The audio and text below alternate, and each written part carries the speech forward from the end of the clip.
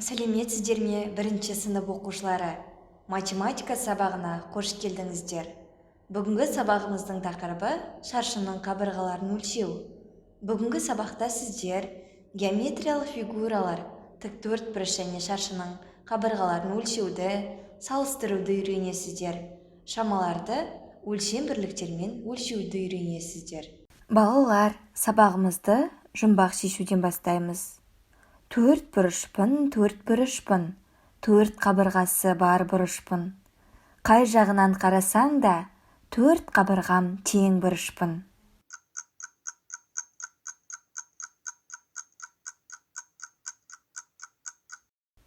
Дұрыс айтасыңдар. Балалар, жұмбақтың шешуі шаршы. Олай болса, шаршы сөзін үш тілде айтып қайталайық.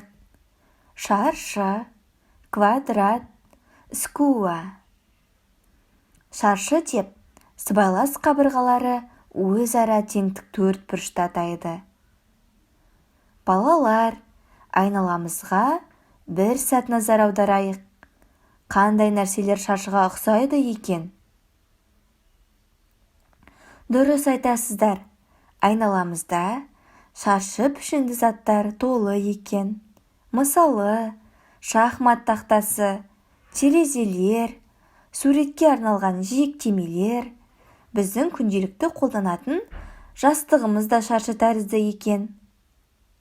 Балалар, енді тіктөртбұрыш пен шаршыны салыстырайық.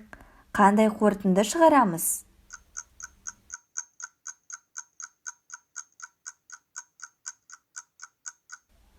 Жарайсыңдар балалар. Тіктөртбұрыш пен шаршының төрт қабырғасы бар және барлық бұрыштары тік. Сондықтан олар тіктөртбұрыштар деп аталады. Айырмашылығы, тіктөртбұрыштың қарама-қарсы қабырғалары тең, ал шаршының барлық қабырғаларының ұзындықтары тең. Тамаша! Қазір балалар қолымыздағы тіктөртбұрышты өлшеп, қабырғаларының ұзындығын тауып үйренейік.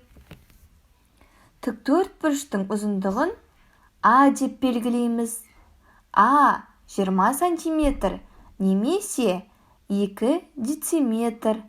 Ал енін В деп белгілейміз.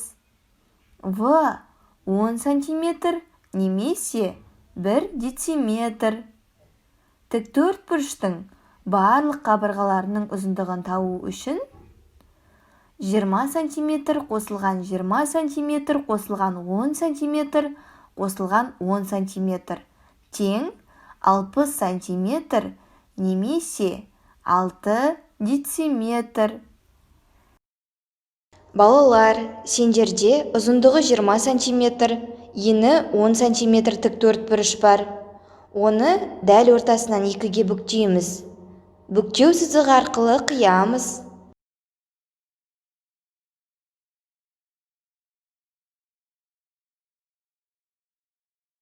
Қайшымен жұмыс жасау кезінде қауіпсіздік ережесін ұмытпаймыз.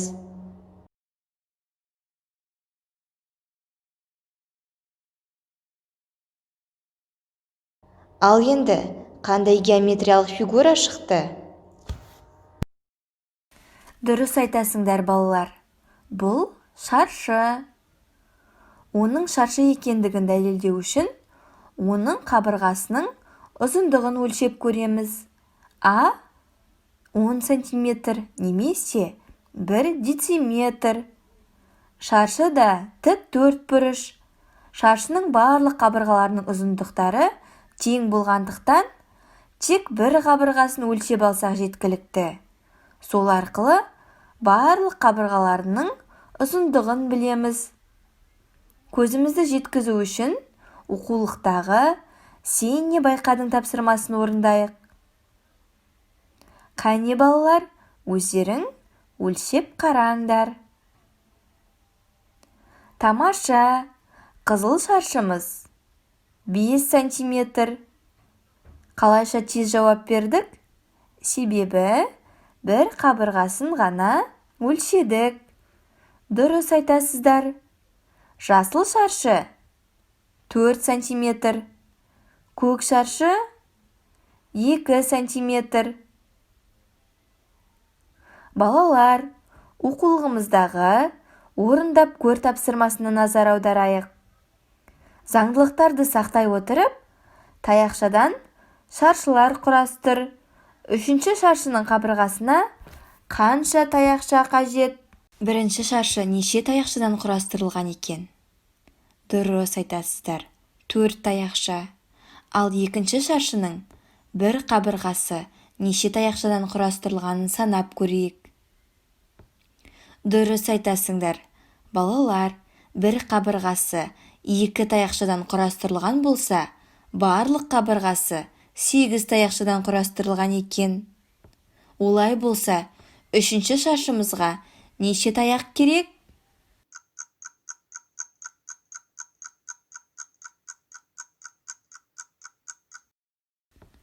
Жарайсыңдар, 12 таяқша керек. Дәптермен жұмысқа кезек берейік. 120-шы жұмыс парағына назар аударамыз.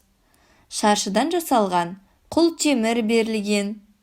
Бізден ең үлкен шаршыны тап деген тапсырма берілген. Қане, бәріміз өлшеп көреміз. Жарайсыңдар балалар, сендер шаршының қасиетін біліп, бір қабырғаны өлшейді деген сенімдемін.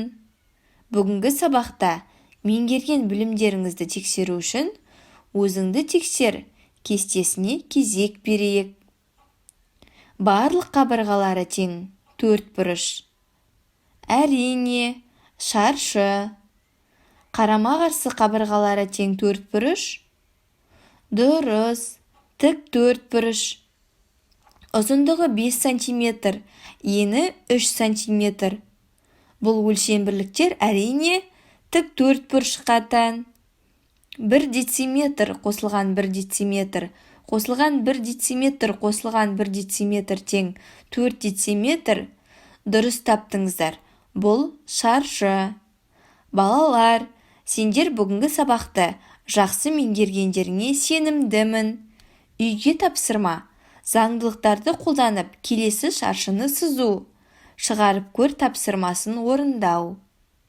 Бүгінгі сабақты жақсы түсіндім десеңіздер, күнді, жартылай түсіндім десек, бұлт жапқан күнді, ал түсінбедік десеңіздер, бұлтты белгілейміз. Балалар, осымен бүгінгі сабағымыз аяқталды. Назарларыңызға рахмет. Сау болыңыздар.